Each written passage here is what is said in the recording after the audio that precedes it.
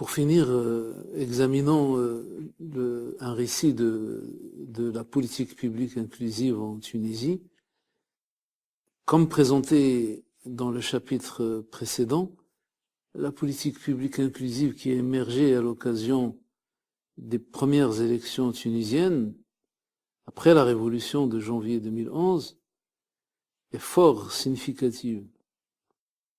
En effet, à la suite de la révolution du 14 janvier 2011, les Tunisiens s'étaient mobilisés pour défendre pleinement leurs droits et ne plus revivre la marginalisation du passé.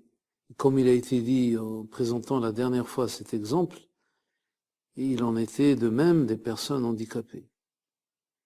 Dans cet exemple aussi, celui des élections, par rapport aux personnes handicapées, plusieurs moments se dégagent. Premièrement, comment la question a été captée par l'agenda public? Deuxièmement, quel diagnostic a été effectué et comment s'est réalisée la recherche de solutions?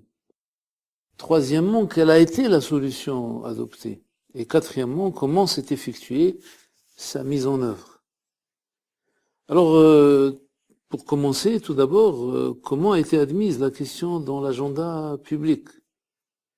Comme dans les cas précédents, le cas marocain et le cas algérien, l'initiative de l'inscription du problème comme problème relevant de l'agenda public, de l'agenda gouvernemental, de l'agenda de gestion des affaires d'intérêt général, l'initiative est revenue à la société civile, qui a pris contact avec les autorités en place et formulé le problème. L'instance supérieure indépendante pour les élections a montré à cette occasion une grande réactivité vis-à-vis des demandes du collectif tunisien des personnes handicapées. Au moment des élections, l'instance supérieure indépendante pour les élections n'avait rien prévu au départ, comme mesure sur l'accessibilité aux lieux de vote, et aussi sur différents aspects, comme concernant la campagne électorale.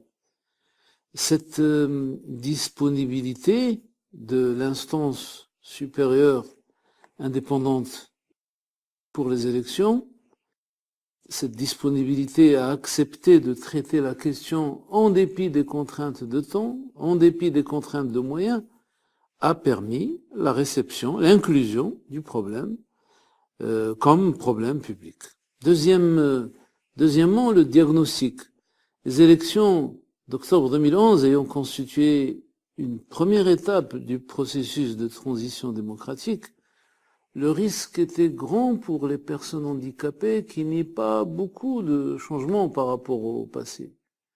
La société civile qui a pris contact, qui a formulé le problème, a aussi exprimé ses besoins. En troisième lieu, il y a un moment qui se dégage aussi, qui est celui de la proposition des solutions. On distingue dans ce qui s'est passé à cette occasion un moment où des propositions sont faites et présentées.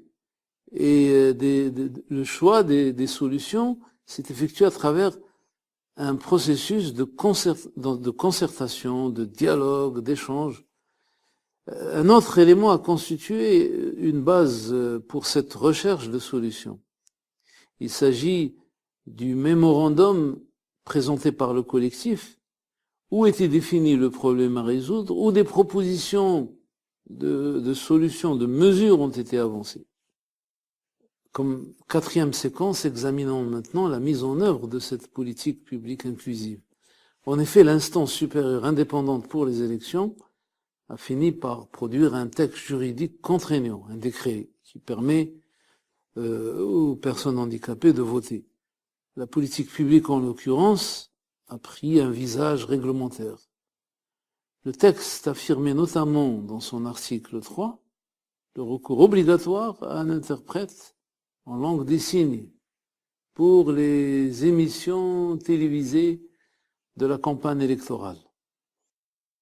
Un projet de diffusion télévisée en langue des signes fut adopté, permettant d'assurer effectivement l'interprétation pour les personnes handicapées.